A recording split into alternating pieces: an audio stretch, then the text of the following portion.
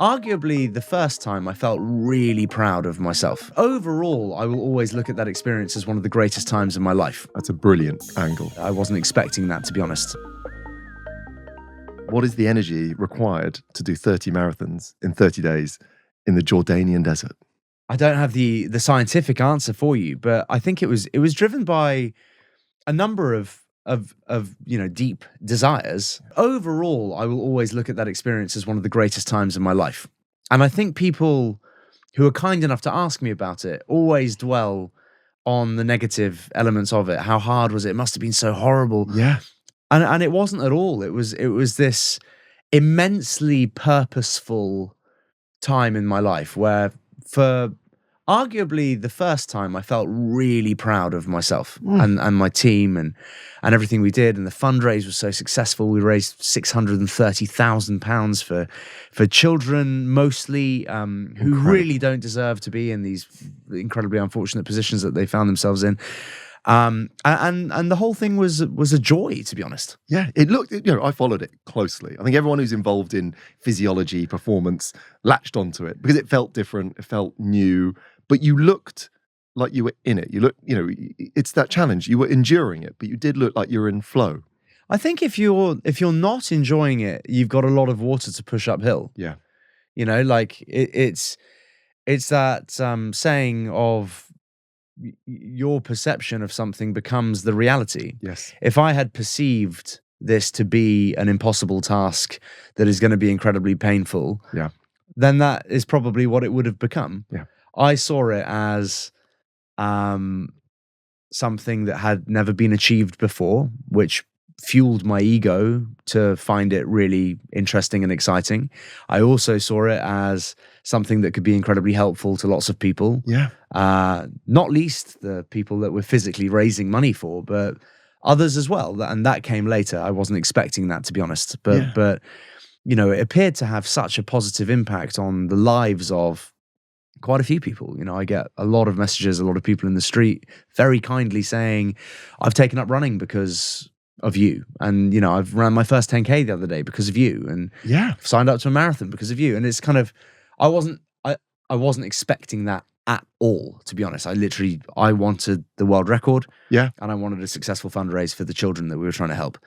But the fact that it had this kind of ripple effect into other people, and I'll always, be deeply touched by just the level of attention it received was crazy. It was all very humbling and just a wonderful experience and something that I'm looking forward to doing again. Well, that's the interesting piece. It captured a moment, and again, there is that. If you see it, you can believe it, you can become it, and I think a lot of people would have captured that because you are now breaking world records in endurance sport, and that sort of brings us to who you are now. You're taking on now a new challenge, which depending on when this comes out, but you're going to break another world record. Hopefully. You are, I'm confident, particularly based on some of the data we've got to discuss today. Lovely. I've got some data about your physiology and your energy that gives me great confidence that you're going to keep doing this. But you've now transitioned to this sort of ultra endurance athlete. And is that what you are now? Is that how you define yourself? Yeah, I suppose so. It's defining myself has almost become less important since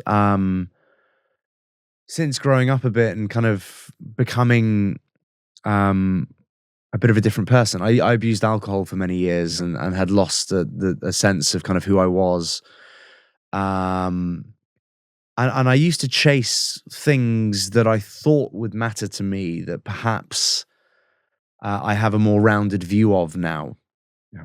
And to be honest, I don't really care how I'm seen so much as long as the pursuit of what is happening in my life feels relevant and purposeful. And I don't mean to sound kind of high and mighty, but it's really important to me to be doing things that matter to me and hopefully others. Yeah. I had a bit of an epiphany moment with our friend Jake Humphrey. Actually, Yes. I was talking to him about my time in the desert, and I came out of the desert just with some quite strong opinions about some of the work that I have been doing for a while, and just decided that I would like to make a change and to focus all of my energy into being fit, healthy, and creating content that I think might be helpful to other people instead of perhaps trying to entertain them. New year, new me? These days, it feels like every brand is shouting about how supplements are the answer to everything. But before you jump into the latest wellness trend, it's worth remembering that the basics come first. Hydration, good nutrition, rest, and movement. These are the foundations of feeling your best. When you do decide to supplement, what you choose matters. And my advice is to look for products that are free from additives, artificial flavors, and unnecessary fillers. Personally, having seen so many professional athletes utilizing their products, I decided to give Pure Sport supplements a go. Their products are built on science, they're backed with evidence, they've got minimal ingredients, they do what they're meant to do. Whether it's their ultra electrolytes to keep you hydrated and energized, or their unwind product to improve your deep sleep, I trust what they make is developed with care and to work with your body, not against it. As you set your goals for 2025, remember, it's not about quick fixes. It's about small, smart choices that support your long-term wellness. Explore their full range via puresport.co and discover the clean, natural way to feel your best. Use the code EE10 at checkout for an extra 10% off. That's a brilliant angle and needed. And it's been the most wonderful time in my life. There's been so much. It's been really noticed by people who are close to me. Even my team at Cleanco are kind of like, you're very different in a really good way since coming back from the desert. Like it's less, everything is less of a joke, but it doesn't mean to say that you're not a funny guy type thing. You're just more, you feel more on track. Well, that brings us to this idea of energy. The fact that, because you've been in situations where there's probably what you might now frame as a false energy, propped up by mechanisms of creating false energy, encounters and substances. And that feels like you're living in a very high energy state. So we always start this show with Deep In, but we start it with this idea of if you had to reflect on your energy as a number between 100 effervescent, unlimited, 0, constricted, fatigued, where are you at?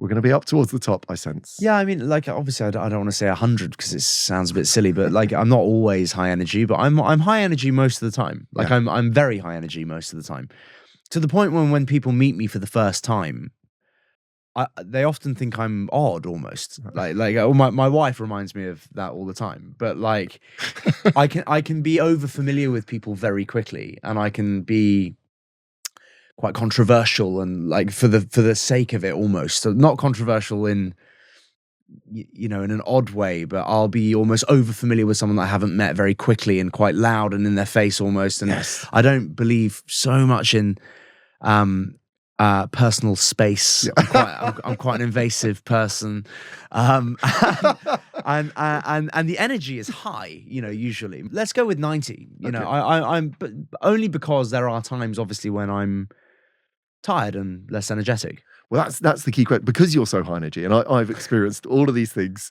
in the joyous encounters we've had, from taking your top off within 8 seconds of meeting you, which I think you were strapping a device to me, and that was necessary, just in passing.